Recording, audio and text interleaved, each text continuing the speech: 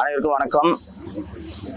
சென்னை மாநகர காவல்துறை ஆணையராக இருந்து தற்போது லஞ்ச ஒழிப்புத்துறை இயக்குநராக இருக்கக்கூடிய திரு அருண் IPS அவர்கள் என்னை கொலை செய்ய மும்பையிலிருந்து ஒரு கூலிப்படையை நியமித்துள்ளார் என்ற தகவலை எனக்கு டெல்லியிலிருந்து உளவுத்துறை அதிகாரிகள் தெரிவித்து உடனடியாக சென்னை மாநகர காவல்துறை ஆணையரை சந்தித்து புகார் அளித்து தேவையான விசாரணையை மேற்கொள்ளுமாறு எனக்கு அறிவுறுத்தியதன் அடிப்படையில் இன்று காலை சென்னை மாநகர ஆணையர் அவர்களை சந்தித்து புகார் மனுவை அளித்தேன். உங்களுக்கு வியப்பாக இருக்கலாம், அது எப்படி இவரை கொலை பண்ணுறதுக்கு மும்பையில் அண்டர்வேர்ல்டுலேருந்துலாம் ஆட்களை நியமிக்கிறார்களா, அதுவும் அருண் செய்கிறாரா என்றெல்லாம் உங்களுக்கு வியப்பாக இருக்கும். இதே போல கடந்த செப்டம்பர் 2025 தென் தமிழகத்திலிருந்து கொலை செய்வதற்கென்று ஒரு கூலிப்படையை திரு அருண் அவர்கள், செல்வநாகரத்னம் IPS அவர்கள் மற்றும் திரு வருண்குமார் ஆகியோர் பணத்தை கொடுத்து அவர்களை நியமித்து இதே போல என்னை கொலை செய்ய திட்டமிட்ட சமயத்தில் அப்போதும் எனக்கு டெல்லியிலிருந்து தகவல் வந்து அப்போது பொறுப்பு DGP-யாக இருந்த மரியாதைக்குரிய திரு வெங்கட்ராமன் அவர்களை நேரில் சந்தித்து நான் புகார் ஒன்றை அளித்தேன். புகாருக்கு பிறகு பத்திரிகையாளர்களை சந்தித்தேன். அந்த பத்திரிகையாளர் சந்திப்பை நடத்தி புகாரை அளித்த பின்புதான் அந்த கொலை திட்டம் கைவிடப்பட்டது. உங்களில் பலருக்கு இதெல்லாம் சாத்தியமா, அருண் இப்படியெல்லாம் செய்வாரா என்ற வியப்பு ஏற்படும். தோழர்களே, இந்தியாவில் யாருக்கும் நடக்காத கொடுமை எனக்கு நடந்திருக்கிறது. அதை விட்டு அடிப்பாங்க, கைகாலை உடைப்பாங்க, வெட்டுவாங்க, இதெல்லாம் நடக்கும். நீங்கள் குடியிருக்கும் வீட்டின் படுக்கை அறையிலும் சமையல் அறையிலும் உணவருந்தும் மேசையிலும் ஹாலிலும் மலத்தையும் சாக்கடையையும் அள்ளி வீசியது இந்தியாவில் எங்காவது நடந்திருக்கிறதா? எனக்கு நடந்தது. வீட்டுக்கு வந்துட்டாங்க, இந்த மாதிரி சாக்கடை ஊற்றிட்டாங்க, எங்கள் அம்மா ஃபோன் பண்ணுறாங்க, 100க்கு அடிக்கிறேன், கீழ்பாக்கிலேருந்து பெட்ரோல் ஜீப் வருதுன்றாங்க. 3/4 மணி நேரம் பெட்ரோல் ஜீப் வரல. அந்த பெட்ரோல் ஜீப் இன்ஸ்பெக்டர் நம்பர் எனக்கு கொடுத்துட்டாங்க, நான் அவருக்கு அடிக்கிறேன், டிராஃபிக்கில் மாட்டிக்கிட்டேன்றாரு. கீழ்பாக்கு போலீஸ் ஸ்டேஷன்லேருந்து கீழ்பாக்கிலே இருக்கக்கூடிய வீட்டுக்கு வரதுக்கு 3/4 மணி நேரமா? அது நடந்தது.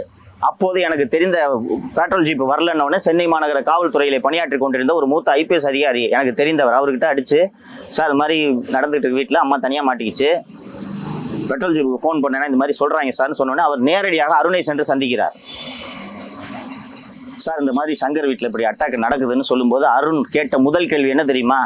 அவன் ஏன் உனக்கு ஃபோன் பண்ணுறான்? அப்படியா, இப்படி நடக்குதா, ஏன் பெட்ரோல் ஜீப்போட, இதெல்லாம் எதையுமே கேட்கல. அவன் ஏன் உனக்கு ஃபோன் பண்ணுறான், நீ அவன்கிட்ட டெய்லியும் பேசிக்கிட்டு இருக்கியா என்பதுதான். இதே அருண் அவர்கள் சட்டம் ஒழுங்கு பதவியில் இப்போது இருந்திருந்தால் இந்நேரம் என் மீது 15 வழக்குகள் பதியப்பட்டிருக்கும், சிறையில் இருந்திருப்பேன், குண்டர் சட்டம் பாய்ந்திருக்கும். இப்போது லஞ்ச ஒழிப்புத்துறையிலே அவர் இருப்பதன் காரணமாக அவரால் எதையும் செய்ய முடியவில்லை என்பதால் 2வது முறையாக அவர் கூலிப்படையை நியமித்துள்ளார் என்பதனால் டெல்லி உளவுத்துறை அதிகாரிகள் என்னிடம் அறிவுறுத்தியபடி நான் இன்று மாண்புமிகு சென்னை மாநகர காவல்துறை ஆணையரை சந்தித்து புகார் மனுவை அளித்திருக்கிறேன். உரிய நடவடிக்கை எடுப்பதாக அவர் கூறியிருக்கிறார். தமிழக முதல்வர் அவர்களிடம் நான் மீண்டும் இந்த கோரிக்கையை வலியுறுத்த விரும்புகிறேன். திரு அருண் அவர்கள் லஞ்ச ஒழிப்புத்துறை இயக்குநராக இருக்க தகுதியில்லாத நபர். இதை நான் மட்டும் சொல்லவில்லை, மாண்புமிகு சென்னை உயர்நீதிமன்ற 2 நபர் நீதிபதிகள் கொண்ட அமர்வு சொல்லி இருக்கிறது. இன்னைக்கு பொதுமக்கள் மத்தியிலே உங்கள் வாயிலாக தமிழக முதல்வரின் கவனத்திற்கு ஒரு அதிர்ச்சிகரமான தகவலை சொல்லிக் கொள்கிறேன். இந்த ஸ்ட்ரென்த்து, சென்னை சிட்டி போலீஸ் ஸ்ட்ரென்த்தில் பணியாற்றக்கூடிய அமைச்சு பணியாளரான திரு ஐயப்பன் என்பவர் இப்போது லஞ்ச ஒழிப்புத்துறையிலே அதர் டியூட்டியாக அருணோடு பணியாற்றி கொண்டிருக்கிறார். அதே போல சென்னை மாநகர காவல்துறையின் விபச்சார தடுப்பு பிரிவிலே தலைமை காவலராக பணியாற்றக்கூடிய சந்திரசேகரன் என்பவர் இப்போது அயல் பணியாக ஓடியாக லஞ்ச ஒழிப்புத்துறையில் பணியாற்றி கொண்டிருக்கிறார். இவர்கள் ஐயப்பனும் இந்த சந்திரசேகரும் சேர்ந்து டயர் 3 பார்னு சொல்லுவாங்க. டயர் 3 பார்னா star hotel bars, star hotel பார்ஸ்ல ஐயப்பனும் சந்திரசேகரனும் இன்றும் மாமூல் வசூல் செய்து கொண்டிருக்கிறார்கள். இது மாநகர ஆணையருக்கு தெரியுமா, உளவுத்துறைக்கு தெரியுமா, மாண்புமிகு முதல்வருக்கு தெரியுமான்ட்டு எனக்கு தெரியாது. ஒரு லஞ்ச ஒழிப்புத்துறை இயக்குனர் ஒயின் ஷாப்ல, ஹோட்டல்ஸ்ல, பார்ஸ்ல மாமூல் வசூல் பண்றது உலகத்துல எங்கேயாவது கேள்விப்பட்டிருக்கிறீர்களா? இதைத்தான் சென்னை உயர்நீதிமன்றம் சுட்டி காட்டியது, தவறான நபரை தேர்ந்தெடுத்திருக்கிறீர்கள் என்று. இப்போதாவது தமிழக முதல்வர் விழித்து கொண்டு இந்த நியமனத்தை மறுபரிசீலனை செய்ய வேண்டும் என்று கேட்டுக்கொள்கிறேன். தொடர்ந்து இது போன்ற இதை சொல்லிட்டு இருக்கீங்க. பட் சமூக ஊடகங்களையும் சரி, நீங்க குற்றச்சாட்டு ஏன் மாத்துறதுக்கான எந்த விதமான நடவடிக்கையும் எடுக்கலன்றது நீங்கள் தமிழக முதல்வரை தான் கேட்க வேண்டும். ஒரு குடிமகனாக, ஒரு சாமானிய மனிதனாக நாம் வலியுறுத்தத்தான் முடியும். இது முதல்வரோட முடிவு. முதல்வரோட கவனத்திற்கு மீண்டும் மீண்டும் இது செல்ல வேண்டும் என்பதற்காகத்தான் நான் உங்கள் வாயிலாக வலியுறுத்துகிறேன். வீட்டில் சாக்கடை கரைச்சி ஊற்றினது செல்வ பெருந்தகைன்னு சொல்லி குற்றச்சாட்டு இப்போ தாவேச கூட கூட்டணியில் இருக்காங்க. அப்புறம் அருண் அவர்கள் மேல தொடர்ச்சியாக குற்றச்சாட்டு வச்சு அவங்களுக்கு முக்கியப்படுத்தி கொடுத்துருக்காங்க. இப்போ ஏதாச்சும் நடவடிக்கை இருக்கும்னு நினைக்கிறீங்களா? ஆட்சி மாறினாலும் காட்சி மாறவில்லைன்ற மாதிரி தானே. எனக்கு நம்பிக்கை இல்லை நண்பரே. உங்களுடைய ஆதங்கம் எனக்கும் இருக்கிறது, வருத்தம் இருக்கிறது. ஒரு திரு அருண் அவர்கள் மீது இவ்வளவு குற்றச்சாட்டுகள் பொதுவெளியில் இருக்கிறது. நீதிமன்றங்கள் இப்படி கடுமையான கண்டனங்களை தெரிவித்த பிறகும் கூட திரு அருண் அவர்களை அந்த அற்புதமான துறையான லஞ்ச ஒழிப்புத்துறையின் இயக்குநராக நியமித்திருக்கிறார்கள். அப்போது அவர்களின் தயவிலே ஆட்சி நடக்கிறது, காங்கிரஸ் கட்சியின் தயவிலே ஆட்சி நடக்கிறது.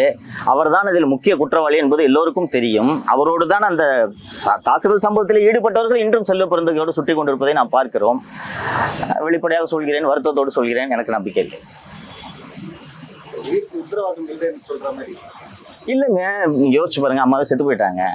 அந்த 3 மணி நேரம் அந்த மலை குவியலுக்குள்ள அம்மா இருந்தாங்க. இது வரைக்கும் ஒரு அக்யூஸ் அரெஸ்ட் ஆகல. சென்னை உயர்நீதிமன்றம் கடந்த ஏப்ரல் 2025 12 வாரங்களுக்குள் குற்றப்பத்திரிகை தாக்கல் செய்ய வேண்டும் என்று கிரைம் பிரான்ச் சிஐடிக்கு உத்தரவிட்டது. ஏப்ரல் 2025 12 மாதங்கள் கடந்து விட்டது. உங்கள் பார்வைக்கு விட்டு விடுகிறேன். வேறு கொஸ்டின்ஸ் இருக்குங்களா?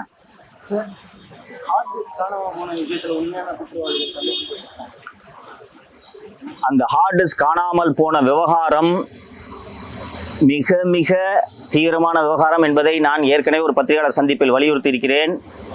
மின்சாரத்துறை அமைச்சர் திரு நிர்மல்குமார் அவர்களும் இந்த அரசும் அதோட சீரியஸ்னஸை புரிஞ்சுக்கிட்டாங்களான்ட்டு எனக்கு உள்ளபடியே தெரியவில்லை.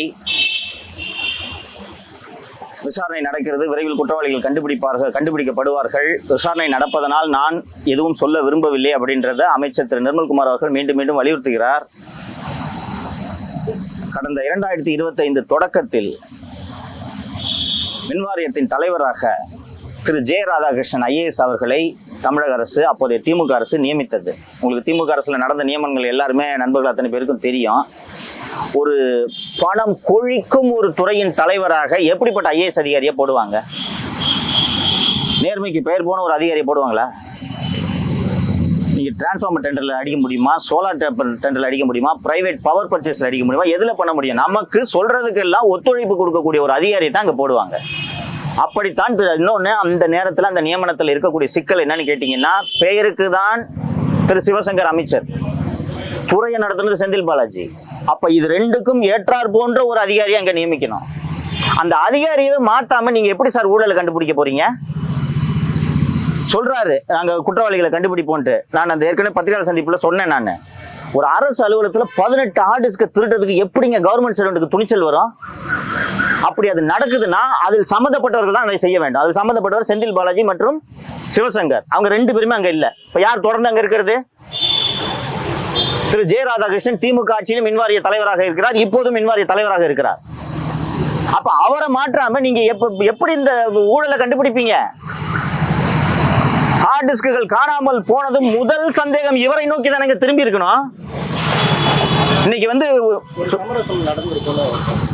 நான் முதல்வர் பார்வைக்கு வச்சிடுறேன். அது நீங்க எல்லாம் இன்டெலிஜென்ட்டான ஆட்கள், நீங்க பத்திரிகையாளர்கள், உங்களுக்கு தெரியும். நான் வெளிப்படையாக சொல்ல விரும்பல, நான் சொல்லிடுறேன்.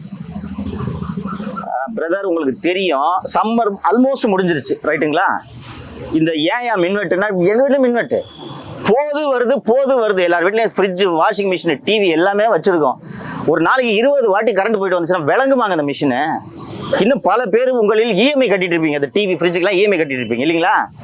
இப்படி கரண்ட் போயிட்டு வந்துச்சுன்னா என்னங்க ஆகும்? அந்த பொருள் வாங்க முடியுமா திருப்பி? கேட்டா மின் தேவை அதிகமாக இருக்கிறது, மின் பகிர்மானத்தில் சிக்கல், விநியோகத்தில் சிக்கல் இல்லைன்ட்டு ஒரு புதிய விளக்கத்தை ராதாகிருஷ்ணன் கொடுக்கிறார்.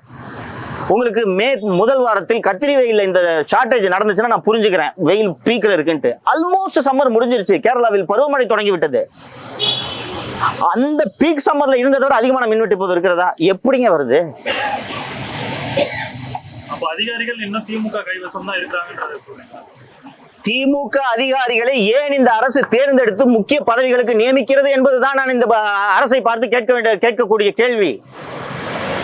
திமுக அரசுக்கு நெருக்கமான அதிகாரிகள், ஊழல் செய்ய துணை போன அதிகாரிகளை தானங்க திமுக அரசு தேர்ந்தெடுத்து நியமிக்கும். அதே அதிகாரிகளை முக்கிய பதவிகளுக்கு நீங்கள் நியமிக்கிறீர்கள் அல்லது அந்த அதிகாரிகளை தொடர விடுகிறீர்கள் என்றால் திமுக ஆட்சி தொடர வேண்டும் என்று இந்த முதல்வர் விரும்புகிறாரா, தாவேக விரும்புகிறதான்றதான் நான் உங்களுக்கு முன்னாடி கேள்வியா வைக்க விரும்புறேன். எலக்ட்ரிசிட்டி டிபார்ட்மெண்ட்ல டாப் டு பாட்டம் ஊழலுங்க. வந்த உடனே அந்த மின்வாரிய தலைவரை நீங்கள் மாற்ற வேண்டாமா? போர்மனையா மாத்திட்டு இருப்பீங்க. மின்சாரத்துறை அமைச்சர் திரு நிர்மல்குமார் அவர்கள் போய் ஆய்வு செய்துட்டு லைன்மேன் எல்லாம் 4-5 பேர் சஸ்பெண்ட் பண்ணாரு. அப்புறம் அவங்க லைனை பிடிங்கி விட்டு திருப்பி ரீஇன்ஸ்டேட் பண்றாரு. கீழே இருக்கிற அந்த அந்த அந்த ஏழை தொழிலாளிகளா ஊழலில் ஈடுபட்டவர்கள் யார் அந்த ஊழலுக்கு காரணமானவரோ அவரை பக்கத்தில் வச்சுட்டு இருக்காரு. என்ன நிர்வாகம் பண்றீங்க நீங்க? சொல்லி ஒரு குற்றச்சாட்டு, அந்த அளவுக்கு கடுமையான வார்த்தைகளை நான் பயன்படுத்த விரும்பவில்லை. ஒரு குற்றச்சாட்டு வைக்கிறாங்க எதிர்த்தரப்புல இருந்து. இவங்க இந்த மாதிரி மாறுதல், அதாவது திமுக இருந்த அதே அதிகாரிகள் மாறுதல் செய்யாம இருக்கிறாங்கன்னா, தொடர்ச்சியா தாவேக தரப்புல என்ன சொல்றாங்கன்னா திமுகவால தான் இந்த பிரச்சனை அப்படின்னு சொல்லிட்டு அதற்கு ஏதுவாக இருக்கட்டும்னு இது அப்படியே கண்டினியூ பண்றாங்க. சார், திமுகவால இந்த பல பிரச்சனைகள் திமுகவாலன்றதை நானும் ஒத்துக்கிறேன் சார். நானும் கடுமையான விமர்சனங்கள் பண்ணிட்டீங்க. பல பிரச்சனைகள் திமுகவால. ஆனா அந்த திமுக அமைச்சர்களும் முதலமைச்சரும் மட்டுமே அந்த தவறுகளை செய்திருக்க முடியாதல்லவா? அவர்களுக்கு துணை போனது இந்த அதிகாரிகள் தானே. அந்த துணை போன அதிகாரிகளை நீங்க கூடவே வச்சுக்கிட்டு திமுக பண்ணிடுச்சுன்னு சொன்னா இவங்க எல்லா தகவலையும் திமுகவுக்கு சொல்ல மாட்டார்களா? நான் ஏற்கனவே நடந்த பத்திரிகை சந்திப்புல சொன்னேன், என்ஃபோர்ஸ்மெண்ட் டைரக்டரேட் என்ன டாக்குமெண்ட்ஸை டிஜிபிக்கும் டிவிஎஸ்சிக்கும் அனுப்புச்சு அப்படின்றது திரு கே நேரு அவர்களுக்கு எதுவுமே தெரியாது. பயந்துகிட்டு இருந்தாரு. என்னதான் பண்ணினா யாரோட டிரான்ஸ்கிரிப்ட்லாம் போச்சுன்னா கவின் அவரோட பிஏ, அந்த டிவி ட்ரூ வேல்யூ ஹோம்ஸ்ல வேலை செஞ்சவங்க திரு நேரு அவர்களோட பிஏ, இவங்களோட டிரான்ஸ்கிரிப்ட்ஸ், வாட்ஸ்அப் சாட்ஸ் எல்லாமே மாட்டுச்சு. என்ன மாட்டுச்சுன்னே அவருக்கு தெரியல. நியூஸ் பேப்பர்ல வந்து செய்தியை தவிர அருண் போய் மொத்தத்தை ஜெராக்ஸ் போட்டு கொடுத்துட்டாரு. இதுக்கு தானே நீங்க இதை பாருங்க, புதிய கட்சி, உங்களுக்கு நிர்வாக அனுபவம் இல்லை, அரசியல் அனுபவமே குறைவு, உங்களுக்கு குறைந்தது 6 மாத காலம் அவகாசம் வழங்க வேண்டும் அப்படின்றதுக்காக தான் கடும் விமர்சனங்களை வைக்க வேண்டாம் என்று பொறுமையாக இருக்கிறோம். நீங்கள் கற்றுக்கொள்ள வேண்டாமா? குறைந்தது சரியான அதிகாரிகளை தேர்ந்தெடுக்க வேண்டாமா? இதனால் இவன் முடிக்கும் என்றாய்ந்து ஆட்சி செய்ய வேண்டாமா? காவல்துறையில் நல்ல அதிகாரிகள் எல்லாம் போட்டிருக்கீங்க. பல துறைகளுக்கு டிஜிபி, HOPF ஆகட்டும், இன்டெலிஜென்ஸ் ஆகட்டும், சிட்டி ஆகட்டும், நல்ல அதிகாரிகளை போட்டிருக்கிறீர்கள். முக்கிய துறையான லஞ்ச ஒழிப்பு துறைக்கு இப்படிப்பட்ட ஒரு கருப்பு அட்டை கொண்டு வந்து நியமிக்கலாமா? நான் மட்டும் சொல்லவில்லை, ஊரே சொல்கிறது.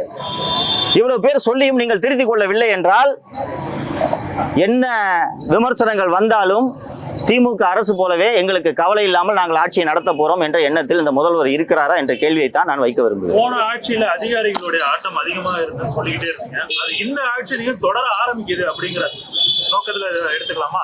1 மாதம் தான் ஆகியிருக்கிறது. அதிகாரிகள் ஆட்டம் தொடரக்கூடாது என்பதற்காகத்தான் நான் மீண்டும் மீண்டும் சுட்டி காட்டி கொண்டுகிறேன். இந்த தப்பை பண்ணிடாதீங்க. அவங்க கையில போச்சுன்னா அவ்வளவு அனுபவம் வாய்ந்த திராவிட முன்னேற்ற கழக தலைவர்களையே அதிகாரிகள் தங்கள் கைப்பிடிக்குள் வைத்திருந்தார்கள். அந்த அதிகாரிகளை மீறி முதல்வராலும் அமைச்சர்களாலும் எதுவுமே செய்ய முடியவில்லை. நீங்கள் புதியவர்கள், நிர்வாகம் என்றால் என்னவென்றே தெரியாமல் வந்திருக்கிறீர்கள். அந்த தவறை செய்து விடாதீர்கள் என்பதற்காகத்தான் மீண்டும் மீண்டும் சுட்டி காட்டுகிறேன். புரிந்து கொள்வார்கள், கற்றுக்கொள்வார்கள் என்று நம்புகிறேன்.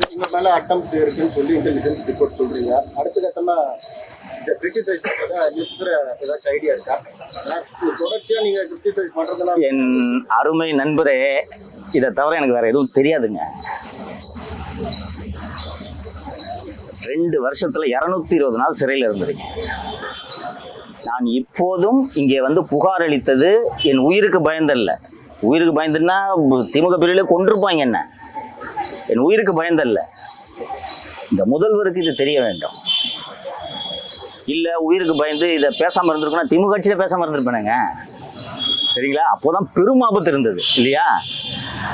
இது ஃபர்ஸ்ட் அரெஸ்ட் பண்ணிட்டு கூட்டு போகும்போது பெருந்தவர்கிட்ட போய் வண்டியை கொண்டு போய் விட்டாங்க மீடியனில், ஜெயிலில் கையை உடைச்சாங்க. திருச்சியில் ராம்ஜி நகரில் திருச்சி கஸ்டடியில் வருண்குமாரோட கஸ்டடிக்கு போகும்போது சாப்பாட்டில் லெட்டை கலக்கிறதுக்கு முயற்சி பண்ணாங்க. அண்ட் கடைசியாக சித்தூரில் அரெஸ்ட் பண்ணும்போது விடிஞ்சிருச்சு. விடியலைன்னா புகாரி இன்ஸ்பெக்டர்கிட்ட இன்ஸ்ட்ரக்ஷனு என்ன கொல்லணுன்ட்டு. இன்னொன்று கூட மாலதி மாட்டிக்கிட்டாங்க. இவர் கோபின்ட்டு ஒரு என்னோட நண்பர், அவர் மாட்டிக்கிட்டாரு. விடிஞ்சிருச்சு மாட்டும்போது. அதாவது நள்ளிரவில் தான் பிடிக்கிறாங்க. நாங்கள் போகிறோம், சித்தூர்லேருந்து ஓங்கோல் வரைக்கும் போயிட்டோம். தெரியல பின்னாடி துரத்திட்டு வராங்கட்டு. உங்களுக்கு போகும்போது விடிஞ்சிருச்சு. அதனால தப்பிச்சேன். இல்லைன்னா புகாரி தான் திருவேங்கடத்தை சுட்டது தெரியுங்களா? அதனால பிளானு சுடுறது. அவனுக்கு பிடிச்சா ஜெயிலில் போயிட்டு வெளில வந்து பேசிட்டு இருக்கான். அதான் இந்த வாட்டி முடிச்சு விட்டுறதுதான் அவங்களோட ஒரிஜினல் திட்டம். ஆனால் விடிஞ்சதுனால அவங்களால எதுவும் பண்ண முடியல. இன்னொன்று அதர் ஸ்டேட்டில் வச்சு இஷ்டத்துக்கு சுட முடியாதனால தப்பிச்சேன். அப்போவே பயப்படல. ஆனால் இப்போது நான் சொல்றது, நான் செத்து போயிடுவேன், எனக்கு ஒன்றும் இல்லை, எனக்கு சாவை பற்றிய அச்சமும் இல்லை. ஆனால் உங்கள் ஆட்சிக்கு இது எவ்வளோ பெரிய அவப்பெயராக இருக்கும், கரும்புள்ளியாக இருக்கும். திமுக ஆட்சியில் கூட நடக்காத மரணம் தாவேக ஆட்சியில் நடந்ததுன்றது முதல்வருக்கு இழுக்கு என்பதை அவர் புரிந்து கொண்டு செயல்பட வேண்டும். நீங்கள் சென்று சேர்ப்பீர்கள் என்ற நம்பிக்கை எனக்கு இருக்கிறது. அந்த முதல்வரை போல உலகம் அறியாத முதல்வர் அல்ல, உலகத்தை அறிந்து கொள்ள முயற்சிக்கும் முதல்வர் என்று நான் நம்புகிறேன். சரிங்களா? நன்றி.